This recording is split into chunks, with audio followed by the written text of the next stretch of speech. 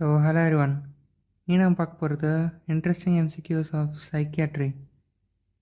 First one, a therapist discusses a sexual response cycle with a patient. If the following statement is false about the sexual response cycle.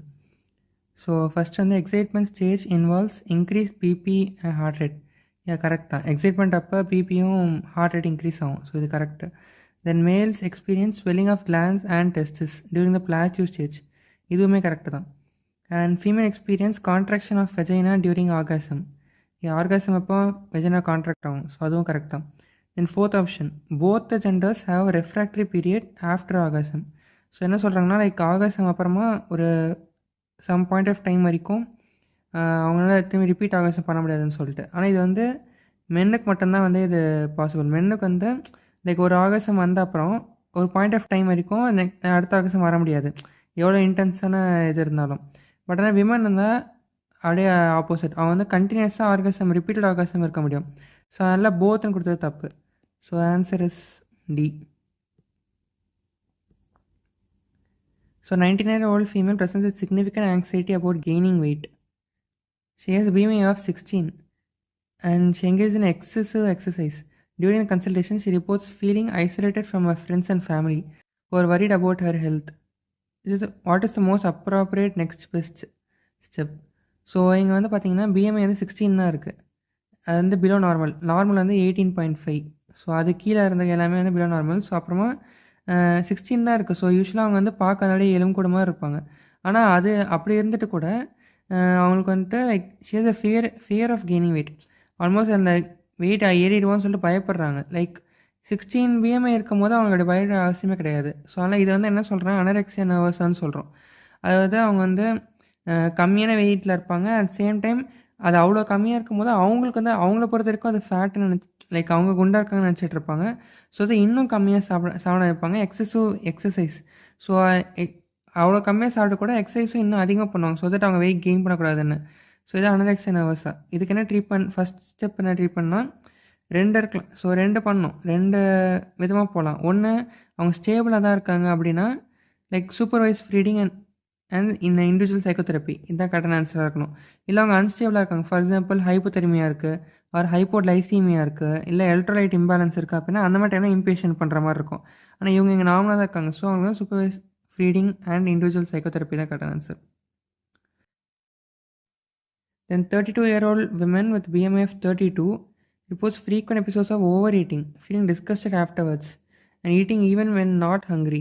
She denies compensatory behaviors like vomiting. It is the most appropriate first line treatment. So first என்ன diagnosis பார்க்கலாம். So BMI 32. So இவங்க அப்படியே opposite, ரொம்ப குண்டாக இருக்காங்க. So ஏன் குண்டாக இருக்காங்க பார்த்தீங்கன்னா binge eating. So binge eating, அதுக்கு பிஞ்ச் ஈட்டிங் பண்ண அப்புறமா டிஸ்கஸ்டடாக ஏன் பண்ணோன்னு சொல்லி யோசிக்கிறாங்க. அப்புறமா வாமிட்டிங் இல்லைன்னு போட்டிருக்கான். ஸோ ஏன் போட்டிருக்காங்கன்னா யூஸ்வலாக வாமிட்டிங் இருந்துச்சுன்னா அது வந்து புலிமியா ஆகிடும்.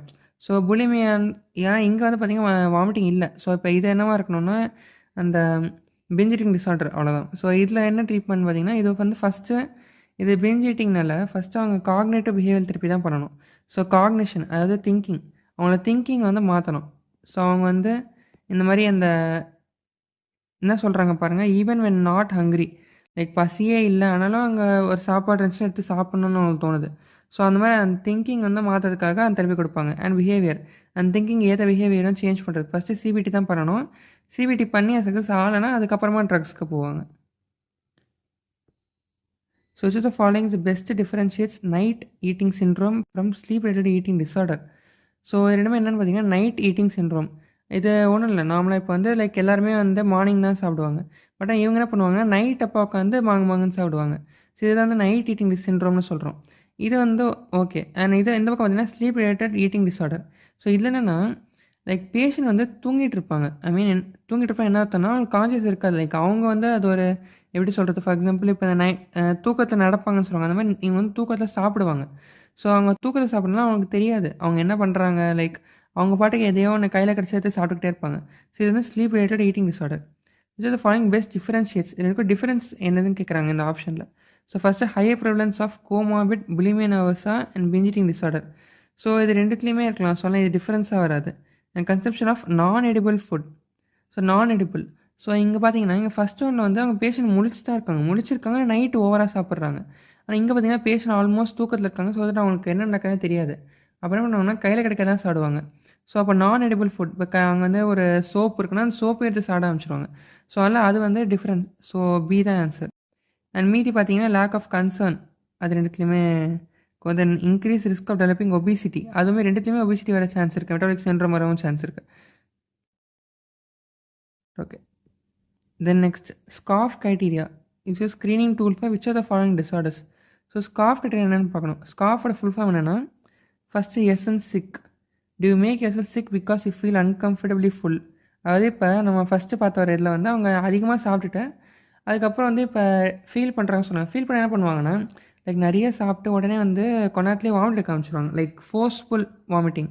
வாண்டடாக கையை உள்ள விட்டு அது மாதிரி வாமிட் எடுக்கிறது. ஸோ அது வந்து ஃபஸ்ட்டு கொஸ்டின். நான் வாண்டடாக நீங்கள் சிக்காக இருப்பீங்களான்ட்டு. தென் அப்புறம் do you worry about loss control over how much you eat. So இதுவுமே வந்து பார்த்திங்கன்னா, நிறைய சாப்பிட்ட அப்புறம் அவங்க ஃபீல் பண்ணுவாங்க. சரி ஏன் இவ்வளோ நம்ம சாப்பிட்டோம்னு சொல்லிட்டு நம்ம கண்ட்ரோலில் இல்லைன்னு சொல்லி அவங்க ஃபீல் பண்ணுவாங்க. ஸோ அதுவும் இருக்குன்னா டிக் பண்ணிக்கணும். இது ரெண்டுமே டிக் பண்ண அப்புறம் lose at least 1 stone in 3 month period. Actually 1 ஸ்டோன்னு என்ன அர்த்தம்னா, லைக் அது வந்து லைக் பிரிட்டிஷ் அவங்களோட வெயிட் சிஸ்டம். 1 ஸ்டோன்னா ஆக்சுவலி ஆல்மோஸ்ட் 6.5 கேஜிஸ். 6.5 கேஜிஸ் சடனாக லாஸ் பண்ணியிருக்கீங்களா? லைக் என்னென்ன அர்த்தம்னா, அவங்க சாப்பிட்றாங்க ஆனால் வேண்ட்டே வாமிட் எடுத்துகிட்டே இருக்காங்க. ஸோ அப்போ என்ன ஆகும்னா, நார்மல் வெயிட் கெயினே இருக்காது. ஸோ அதில் அவங்க 3 மந்த் பீரியடில் 6.5 கேஜி, அதாவது 1 ஸ்டோன் அப்படின்ற ஒரு யூனிட் அவ்வளோ வெயிட் லாஸ் பண்ணியிருக்காங்கன்னு நம்ம பார்க்கணும். Believe your to be fat and others say you are too thin. So நான் ஃபஸ்ட்டு பார்த்த கொஸ்டின் வந்து அந்த பேஷண்ட் BMI 16 இருந்துச்சு. ஆனால் அவங்க இன்னுமே வந்து இன்னும் கம்மியாக சாப்பிடணும் இருந்தாங்க. லைக் ஒரு 16 BMI இருக்கிற பேஷண்ட் நீங்கள் பார்த்தீங்கன்னா, நமக்கே பார்த்தா வந்து அவங்க ரொம்ப ஒல்லியாக இருக்காங்கன்னு தோணும். Like when others say you are too thin. ஆனால் அவங்கள பொறுத்த வரைக்கும் அவங்க ரொம்ப ஃபேட்டாக இருக்கான்னு நினச்சிட்டு இருப்பாங்க. ஸோ அதுக்கு அது இருந்துச்சு, அது ஒரு 1 பாயிண்ட். அப்புறமா you say the food dominates your life. Like அவங்க எதை நினச்சாலுமே ஃபுட்டு தான் திரும்பியும் நான் வந்துகிட்டே இருக்குது. ஸோ அப்படின்னா அதுக்கு ஒரு பாயிண்ட். ஸோ இந்த பாயிண்ட்லாச்சும் இந்த டயக்னோஸ் பண்ண போகிறாங்க. ஸோ அப்போ எது டயக்னோஸ் பண்ணுறாங்க? இது வந்து ஈட்டிங் டிஸார்டர்ஸ்க்காக எடுத்துகிட்டு வந்த ஒரு கொஸ்டினர். ஸோ அதில் answer is eating disorders. Then a 32-year-old male presents with lifelong pattern of social withdrawal. He avoids social interaction, prefers to be alone. This is very important. Prefers to be alone and shows no interest in forming close relationship.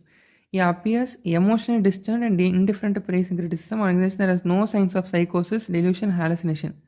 What is the diagnosis? So schizotypal personality disorder. Schizotypal personality disorder almost schizophrenia மாதிரி தான் அவங்க இருக்கிறோம். So அப்போ அவங்க என்ன இருக்குன்னா, அந்த hallucination இருக்கும், டெலிவிஷன்லாம் இருக்கும். ஸோ அதனால் இதெல்லாம் இவருக்கு நோன் கொடுத்துருக்காங்க. ஸோ அதனால் இது ஆன்சர் கிடையாது. தென் ஷிசாய்டில் பார்த்தீங்கன்னா, ஸோ இங்கிலீஷ் கொடுத்ததுலாம் இருக்கும். அவங்க வந்து ப்ரிஃபர் டு பி அலோன். அவங்க தனியாக இருக்கணும்னு நினைப்பாங்க. யார் கூடயுமே சேர மாட்டாங்க. எந்த ஒரு ரிலேஷன்ஷிப்பும் அவங்க இருக்க மாட்டாங்க. ஆனால் அதுக்காக அவங்களுக்கு ஹாலுசினேஷன், டெலிவிஷன்லாம் எதுவுமே இருக்காது.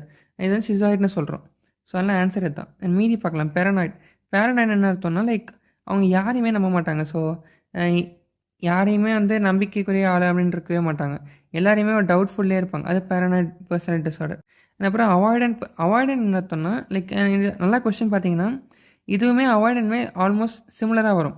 அதுலேயுமே ஹாலுசினேஷனும் டிலூஷன்லாம் இருக்காது. அண்ட் சேம் டைம் அதே மாதிரி ரிலேஷன்ஷிப்பும் அவங்கள ஃபார்ம் பண்ண முடியாது. ஆனால் இங்கே என்ன டிஃப்ரென்ஸ், இந்த ப்ரிஃபர்ஸ்ன்ற வார்த்தை தான் டிஃப்ரென்ஸ். ஸோ பேஷண்ட் இருக்காங்க, அவங்க வந்து வேறத்தவங்க கூட வந்து சம் ரிலேஷன்ஷிப் ஃபார்ம் பண்ணணும்னு நினைக்கிறாங்க, ஆனால் பண்ண முடியல. அது வந்து அவாய்டன்ட் பர்சனல் டிஸார்டர். அதே வந்து அவங்களே வந்து இல்லை எனக்கு வந்து ரிலேஷனில் நான் தனியாகவே இருந்துக்கிறேன்னு சொல்கிறாங்கன்னா, அது வந்து சிசாய்ட் பர்சன் டிஸார்டர்.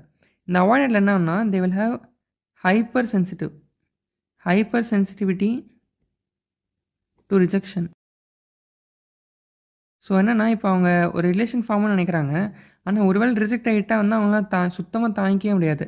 அதனால் என்ன பண்ணுறாங்கன்னா, எனக்கு வந்து நான் அந்த ரிஜெக்ஷன்ற பயத்தினால ரிலேஷன் ஃபார்மே பண்ணிக்க மாட்டாங்க. இதை வந்து அவாய்டன்ட் பர்சனல் டிஸார்டர்னு சொல்கிறோம். அண்ட் அப்போ ரீசெண்டாக பார்த்தீங்கன்னா, சிசோடைபல் பர்சனல் டிஸார்டர் வந்து பர்சனல் டிஸார்டர் வந்து தூக்கிட்டாங்க. அது ஒரு சைக்காட்டிக் டிஸார்டர் மாதிரி மாற்றியாச்சு. So answer is B.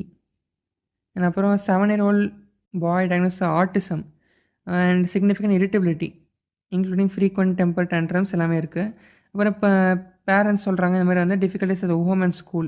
The following pharmacological treatment would be the most appropriate for child's irritability. So இங்கே பார்த்தீங்கன்னா, இந்த கொஸ்டினில் இந்த 4மே ஆக்சுவலி ADHDக்கு யூஸ் பண்ணுற ட்ரக்ஸ் தான். ஆனால் இவங்க என்ன ஸ்பெசிஃபிக் கேட்குறாங்கன்னா, இரிட்டபிலிட்டியை எது வந்து நல்லா இது பண்ணணும்னு கேட்குறாங்க. ஸோ அப்படி கொஸ்டின் இருக்கும்போது ரிஸ்பிரிடோன். ரிஸ்பிரிடோன் தான் இரிட்டபிலிட்டிக்காக ஏடிஎஸ்டி குழந்தைங்க கொடுக்குறது. So the answer is risperidone. அப்புறம் 4-year-old boy is brought in clinic because of parents noticed significant regression in abilities over the past years.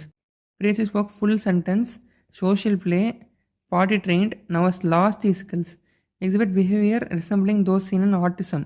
The following condition is most diagnosis. So இதில் பார்த்தீங்கன்னா இந்த குழந்தை வந்து லைக் 4-year-old பாய். So அவங்க என்ன பண்ணுறாங்கன்னா நிறைய டொமைன்ஸ் இருக்குது. லைக் பியாட்ரிக்ஸில் படிச்சிருப்போம் எல்லா டொமைன்ஸ் ஆஃப் லைஃப்ன்ட்டு. Like motor skills, gross motor, fine motor, social ஸ்கில்னு. இங்கே பார்த்தீங்கன்னா அவங்களுக்கு ஃபுல் சென்டென்ஸ். ஸோ வர்பலுமே நல்லா அட்டைன் பண்ணியிருக்காங்க. அதுக்கப்புறமா சோஷியல் ப்ளே. அப்போ என்ன அர்த்தம், சோஷியலாக எல்லா கூடயும் பழகிறது, அது எல்லாமே சோஷியல் ஸ்கில்ஸும் அட்டைன் பண்ணியிருக்காங்க. அப்புறம் பாட்டி ட்ரெயின்னா அது அந்த போய் அங்கே தான் ரெஸ்ட் ரூம் யூஸ் பண்ணுறது எல்லாமே சொல்லி கொடுத்துருக்காங்க. ஸோ அது எல்லாமே அட்டைன் ஆகிட்டு, ஆனால் இப்போ வந்து சடனாக எல்லாமே லாஸ் ஆயிடுச்சு. இதுவுமே லாஸ் ஆயிடுச்சு. இந்த மாதிரி ஆகும்போது இது என்ன சொல்கிறாங்க, இந்த ஆட்டிசமோட ஸ்பெக்ட்ரம் ஆக்சுவலி. ஆட்டிசம் இருக்கிற அண்ட் எக்ஸிபிட்ஸ் பிஹேவியர் லிசனிங் தோஸ் ஆஃப் ஆட்டிசம். ஸோ அப்போ ஆட்டிசம் இந்த 4 சிண்ட்ரோம்லையுமே வந்து ஆட்டிசம் இருக்கும். ஆனால் எது இது க்ளோஸாக இருக்குன்னா இந்த ஹெல்லர் சிண்ட்ரோமில் தான் வந்து மல்டிபிள் டொமைன்ஸில் எல்லாமே லாஸ் இருக்கும். அட் சேம் டைம் வேறு எந்த மோட்டார் சிண்ட்ரோமும் இருக்காது. ஸோ அதுதான் Heller syndrome. So answer Heller syndrome. மீதி பார்த்தீங்கன்னா ஆஸ்பெர்ஜர் சிண்ட்ரோம். இந்த ஆஸ்பெர்ஜர் வந்து இப்போ ஆக்சுவலி இது ஒரு தனி சிண்ட்ரோமாக கன்சிடர் பண்ணுறது கிடையாது. இது வந்து ஆட்டிசம் ஸ்பெக்ட்ரம் டிஸார்டர் அப்படின்னு சொல்லிட்டு அது கூடயே எடுத்துகிட்டு வந்துடுறாங்க. அண்ட் அதுக்கப்புறம் பார்த்தீங்கன்னா இந்த டொரெட் சிண்ட்ரோம். இதில் வந்து உங்களுக்கு மோட்டார் சிம்டம்ஸ் இருக்கும்.